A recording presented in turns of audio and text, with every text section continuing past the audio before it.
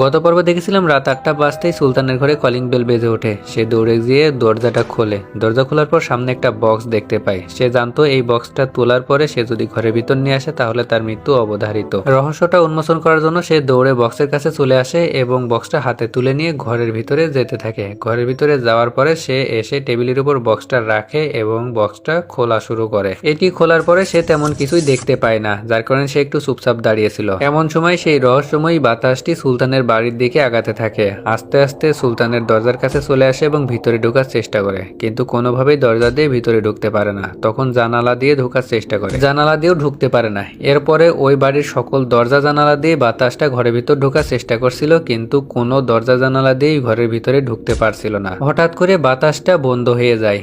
এরপরে আকাশ থেকে এক আত্মা নেমে আসে। আত্মাটা ছিল খুবই ভয়ঙ্কর। ঘরের ভিতর ঢুকে সুলতানকে না মারতে পারে আত্মাটা খুবই রেগেছিল, কারণ গতদিনও এই ঘরের ভিতর ঢুকেই সে ঝান্টুর পরিবারকে মেরে দিয়েছিল। কিন্তু আজকে সে কোনোভাবেই ঘরের ভিতরে ঢুকতে পারেনি। দরজার দিকে তাকাইতেই সে সুলতানকে দেখতে পায়। এরপর সে দৌড়ে সুলতানকে মারার জন্য চলে যায়, কিন্তু তখনও সে দরজার ভিতরে ঢুকতে পারছিল না। এরপরে আত্মাটা আরো রেগে যায়। তারপরে রেগে যেয়ে সুলতানকে বলে, তুই কি এমন করে রেখেছিস এইখানে? আমি ঢুকতে পারছি না কেন বল? কালকেও তো আমি এই ঘরের ভিতর ঢুকে ঝান্টু এবং তার পরিবারকে মেরেছি, আজকে কেন ঢুকতে পারছি না? কি এমন করে রেখেছিস বল? আর তুই কে? কেন তোর কাছে আমি যেতে পারছি না আর তোকে মারতে পারছি না? এসব কথা শোনার পর সুলতান বলে, তোর মতো 10টা ভূত আমাকে কিছু করতে পারবে না। আমার কাছে তোর মতো 10টা ভূত মারার শক্তি আছে। তুই আমাকে কিছুই করতে পারবে না। এখন তুই সত্যি করে বল, কেন এই গ্রামের সবাইকে মারতেছিস? রাত 8টার পরে কলিং বেল কেন দিস? আর কলিং বেল দিলে কেউ দরজা খুললে কেন তুই মেরে ফেলিস? তুই যদি সত্যি করে না বলিস তাহলে তোর ওই বক্স আমি জ্বালিয়ে দেবো। আমি জানি তোর সব শক্তি ওই বক্সের ভিতরে আছে। সুলতানের কথা শুনে আত্মাটা ভয় পেয়ে যায় এবং হাঁটু করে সুলতানকে বলতে থাকে